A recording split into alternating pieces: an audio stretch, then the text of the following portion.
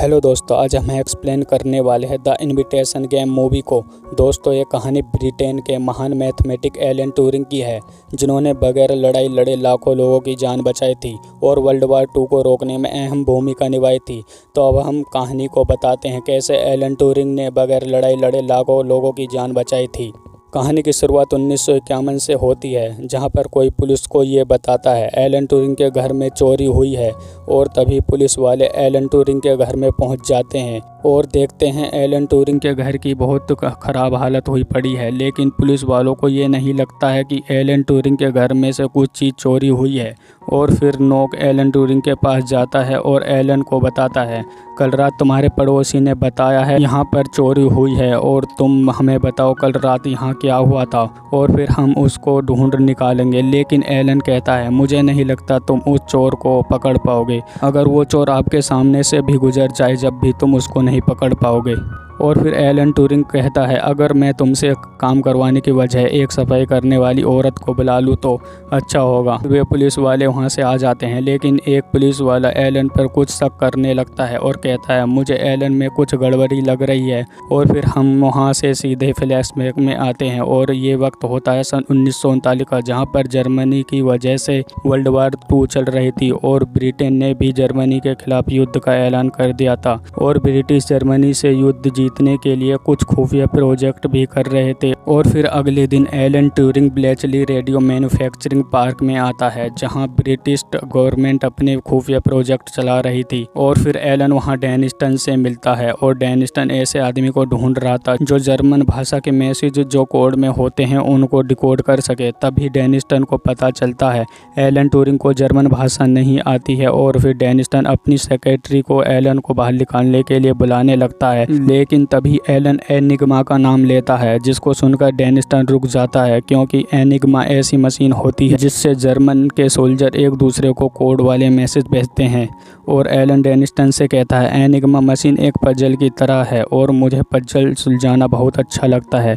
तभी डेनिस्टन एलन से कहता है, आज तक कोई भी देश एनिग्मा को सुलझा नहीं पाया है। और फिर डेनिस्टन एलन को 5 लोगों से मिलवाता है और डेनिस्टन एलन से कहता है, तुमको इनके साथ मिलकर जर्मन मैसेज को डिकोड करना होगा। और फिर डेनिस्टन एनिग्मा मशीन को उनको दिखाता है और कहता है, जर्मन इस मशीन के द्वारा ही अपने मैसेज भेजता है। अगर हमको जर्मन के संदेशों को डिकोड करना है तो हमको एनिग्मा मशीन को भी समझना होगा। लेकिन एनिग्मा मशीन को समझना इतना आसान नहीं था, क्योंकि इस छोटी सी मशीन के अंदर 159 मिलियन सेटिंग्स होती हैं और इसलिए हम जर्मन के संदेशों को समझ नहीं पाते हैं। और तभी वहाँ एक ऑफिसर और आता है जिसका नाम मैडनेस होता है। तुम जानते हो कि इस एनिग्मा मशीन के संदेशों की वजह से हमारे कितने लोग अब तक मर चुके हैं।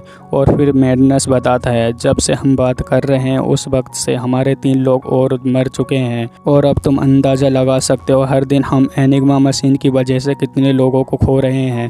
फिर सब एनिग्मा मशीन के मैसेज को डिकोड करने में लग जाते हैं और हिसाब लगाते हैं। अगर हम एनिग्मा मशीन के 159 मिलियन सेटिंगों को एक एक करके डिकोड करें तो हमें 20 मिलियन ईयर्स का वक्त लग जाएगा। और फिर अलेक्जेंडर एलन से कहता है, हमने जर्मन के कुछ संदेशों को सुलझा लिया है। और तभी एलन अलेक्जेंडर से कहता है, बंद पड़ी हुई घड़ी भी दिन में 2 बार सही टाइम दिखाती है और ये तरक्की नहीं बल्कि नसीब है। और मैं एक ऐसी मशीन बनाने वाला हूँ जिससे हम जर्मन के हर संदेशों को कुछ मिनटों में समझ सकते हैं। और फिर सब वहाँ से आ जाते हैं।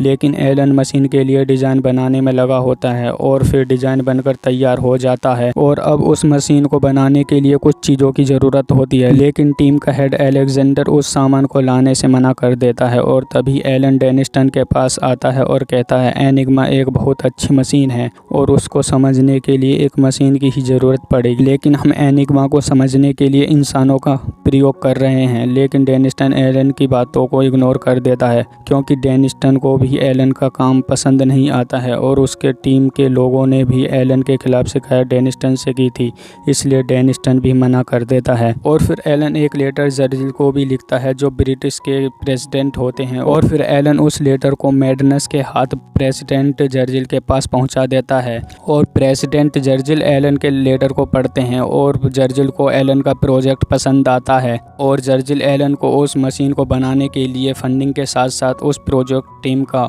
हेड बना देता है। और फिर एलन अपनी टीम में से 2 लोगों को निकाल देता है क्योंकि वे दोनों प्रोजेक्ट में कुछ नहीं कर पा रहे थे, इसलिए एलन उन दोनों को निकाल देता है और उनकी जगह 2 लोगों को लाने के लिए एक अखबार में बहुत मुश्किल पजल को छपवा देता है और उस पर लिखवा देता है जो 10 मिनट के अंदर इस पजल को सुलझा देगा उसको हमारे यहाँ इंटरव्यू देने आना होगा। और अगले दिन बहुत सारे लोग वहाँ इंटरव्यू देने आ जाते हैं और उन सबको उससे अलग पजल दे दिया जाता है और सब लोगों से कह दिया जाता है आप सबको ये पजल मात्र 6 मिनट में पूरा करना होगा और सब पजल को सुलझाने में लग जाते हैं। लेकिन उन सब लोगों में से बस 2 लोग ही पजल को 6 मिनट के अंदर पूरा कर पाते हैं और फिर उन दोनों को ये भी बताया जाता कि ये एक खुफिया प्रोजेक्ट है जिसके बारे में तुम और किसी को नहीं बताओगे और फिर उन दोनों को नौकरी पर रख लिया जाता है। फिर अगले दिन लड़का तो ऑफिस आ जाता है लेकिन लड़की जिसका नाम जॉन क्लार्क होता है वो ऑफिस नहीं आती है और फिर एलन जॉन क्लार्क के घर जाता है और वहाँ जाकर पता चलता है क्लार्क के पेरेंट्स उसको ऐसी जगह पर काम करने के लिए तैयार नहीं थे जहाँ पर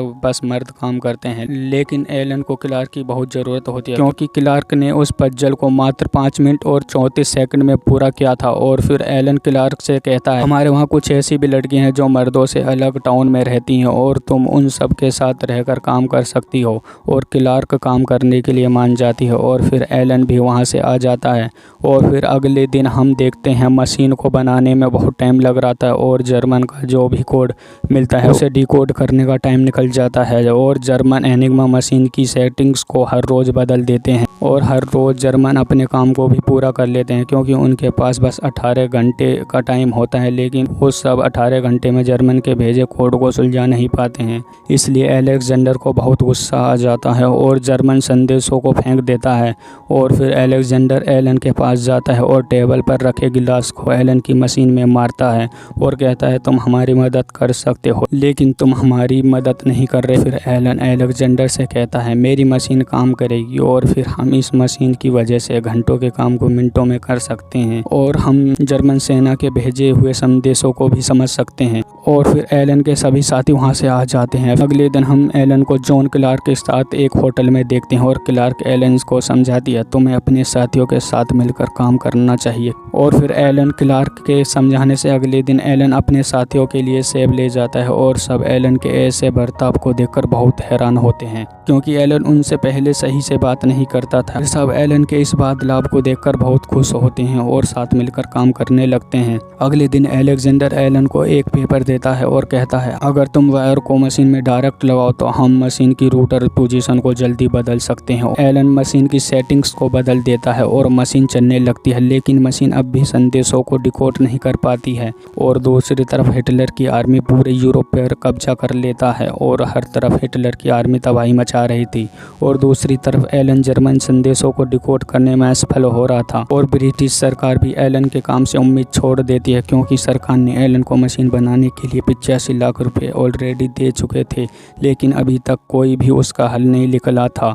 इसलिए डेनिस्टन एलन के पास आता है और एलन को कहता है अब तुम्हारी मशीन के लिए फंडिंग रोकी जाती है और तुम्हें इस काम से निकाला जाता है। और फिर डेनिस्टन एलन को काम से निकालने लगता है लेकिन तभी वहाँ अलेक्जेंडर और उसके साथी आ जाते हैं और अलेक्जेंडर डेनिस्टन से कहता है अगर तुम एलन को काम पर से निकालते हो तो तुम्हें हमें भी निकालना होगा। और वो सब डेनिस्टन को यकीन दिलाते हैं कि एलन की मशीन काम करती है और तुम्हें हमें कम से कम 6 महीने का वक्त देना होगा और फिर हम सब संदेशों को डिकोड करके तुम्हें दिखा देंगे। और फिर डेनिस्टन उनको 6 महीने के बजाय 1 महीने का टाइम दे देता है और कहता है तुम्हें जो भी करना है इस 1 महीने के अंदर करना होगा। अगर फिर भी ये मशीन काम नहीं करती है तो हम इस प्रोजेक्ट को बंद कर देंगे। और फिर डेनिस्टन वहाँ से आ जाता है।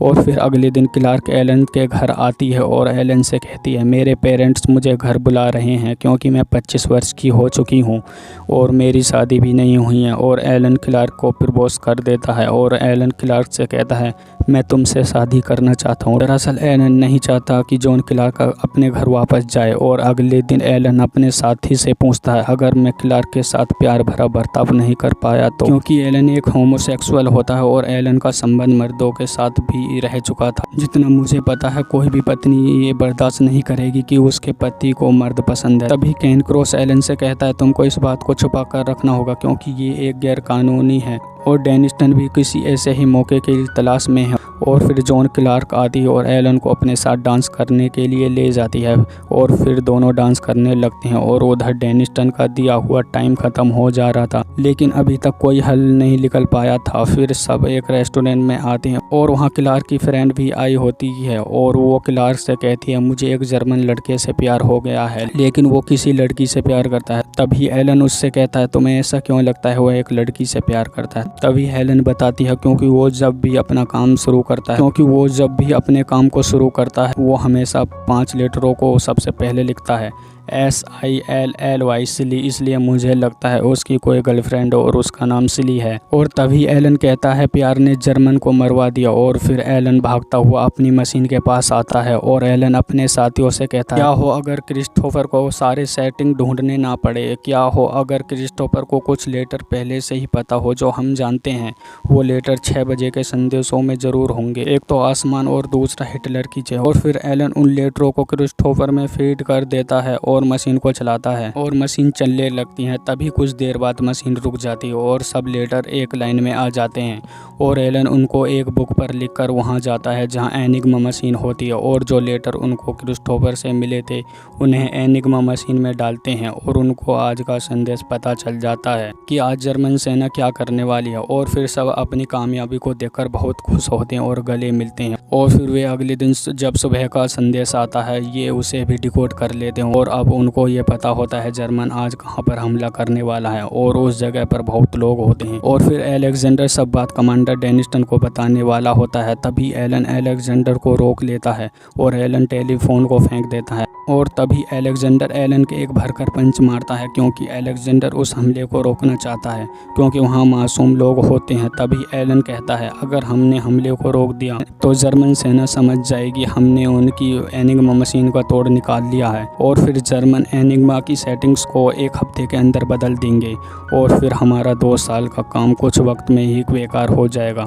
और तभी पीटर एलन से कहता है हमको वो हमला रोकना होगा क्योंकि मेरे भाई उस जगह एक शिप पर गोलियों के काम में है। लेकिन एलन हमला रोकने से मना कर देता है और एलन पीटर से कहता है हम अपने देश के लिए काम कर रहे हैं और तुम्हारा भाई भी ये नहीं चाहेगा कि हमारा देश युद्ध में हारे। और फिर अगले दिन जर्मन वहाँ पर हमला कर देता है और उस जगह की हर चीज़ तहस नहस हो जाती है। और फिर एलन मैडनेस से मिलता है और उसको बताता है हमने एनिग्मा का तोड़ निकाल लिया है और इस बात का किसी को पता नहीं चलना चाहिए और हम जर्मन के सारे हमलों को नहीं रोकेंगे क्योंकि हम जितने कम हमलों को रोकेंगे उतनी ही संभावना होगी युद्ध जीतने की और उससे जर्मन को हम पर शक भी नहीं होगा।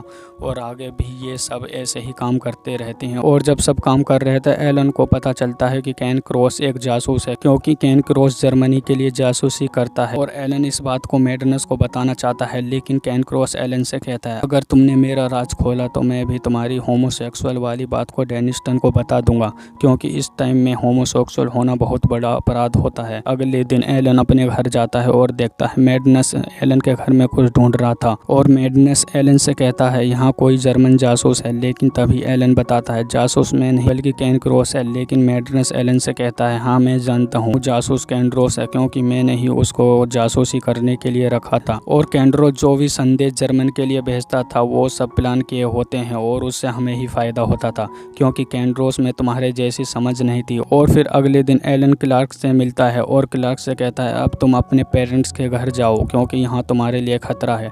लेकिन क्लार्क एलन से कहती है मैं तुम्हारे साथ रहना चाहती हूँ क्योंकि मैं तुमसे प्यार करती हूँ।